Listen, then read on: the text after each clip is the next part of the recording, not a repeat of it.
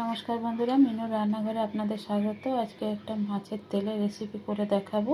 প্রথমে মাছের তেলগুলোকে আমি ভালো করে ধুয়ে নিয়েছি। এবার একটু নুন হলুদ মাখিয়ে রাখবো। নুন হলুদ নিয়ে আমি মাখিয়ে নেব।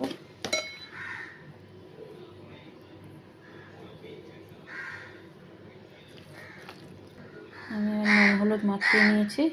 এবার আমি এগুলোর জন্য যা যা লাগে এগুলোকে কেটে তারপর আপনাদের দেখাচ্ছি কেমনভাবে রান্নাটা করব। তেলের জন্য আমি আলু আর বেগুন কেটে নিয়েছি।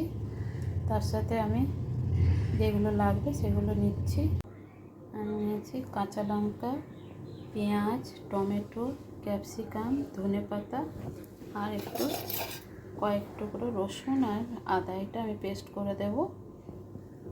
এবার আমি রান্নাটা করে দেখাবো আপনাদের। কড়াতে তেল গরম করে পাঁচফোড়ন দিয়ে নিয়েছি। এবার আমি পেঁয়াজগুলো দিয়ে নেব। পেঁয়াজগুলো ভাজা হলে একটু আমি আলু আর বেগুন দিয়ে একটু ভেজে নেব।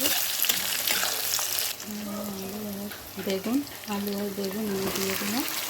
আলু আর বেগুন ভালো করে ভাজা হলে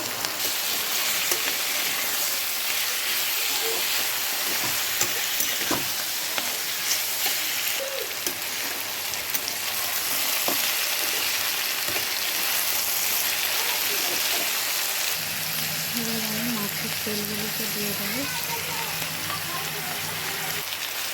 মাছের তেলটা দিয়ে বা নুন হলুদ লঙ্কা গুঁড়ো দিয়ে আমি একটু ভেজে নেব।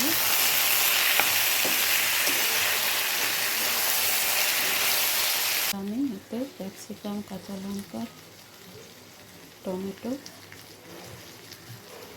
সব দিয়ে এবার আমি ঢাকা দিয়ে ভাজা ভাজা করব।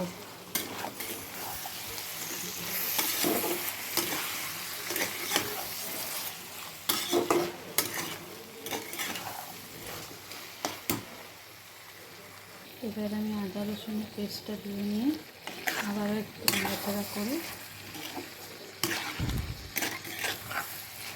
ঢাকা দিয়ে দেবো। একদম ভাজা ভাজা হয়ে আসলে তখন আমি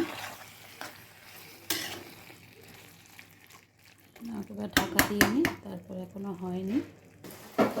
তো এই যে আমাদের মাছের তেলের রেসিপি।